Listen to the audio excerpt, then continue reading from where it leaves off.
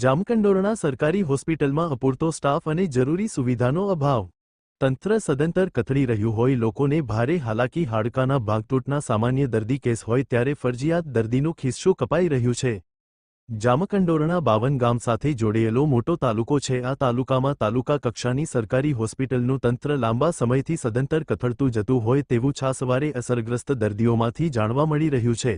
જામકંડોરણા તથા આજુબાજુના ગ્રામીણ વિસ્તારમાંથી પ્રતિદિન 15 થી 17 દર્દી હાડકાની તકલીફોથી જામકંડોરણા સરકારી હોસ્પિટલમાં આવે છે.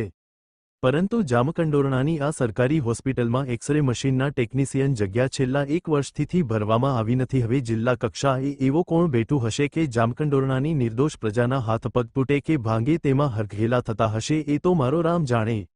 પરંતુ જામકંડોરણાની નબળી રાજકીય રમતોનો ભોગ જામકંડોરણાની પ્રજા ભોગવી રહી છે તેનો વરવો નમૂનો આ સરકારી હોસ્પિટલમાં જોવા મળી રહ્યો છે. એટલું જ નહીં, અત્યંત આવશ્યક જણાતી તબીબી સુવિધાઓનો અભાવ સૌ કોઈને ઉડીને આંખે વળગી રહ્યો છે. જામકંડોરણા શહેર અને સમગ્ર પંથકના ગરીબ અને મધ્યમ વર્ગના દર્દીઓ માટે આશીર્વાદ સમાન સરકારી હોસ્પિટલ દર્દીઓને પ્રમાણમાં સારી તબીબી સેવા આપવામાં સદંતર નિષ્ફળ ગયેલ છે. આ તાલુકા લેવલની અત્યંત મહત્વની ગણાતી સરકારી હોસ્પિટલમાં સ્ટાફની અછત જેવો માહોલ હોય અને દર્દીઓને મળવાપાત્ર તબીબી સુવિધાઓ મળતી ન હોવાની વખતોવખત રાવ ઉઠવા પામે છે. તેમજ અમુક ઇમરજન્સી સારવાર હોય તો પણ જામકંડોરણાથી જૂનાગઢ રિફર કરવામાં આવતી હોવાની પણ લોકોમાં ફરિયાદો ઉઠવા પામી છે.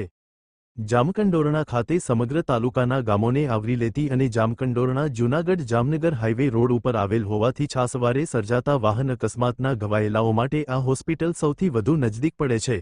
મહિનાના 5000થી વધુ દર્દી આવે છે. અહેવાલ નાજાભાઈ ભરવાડ.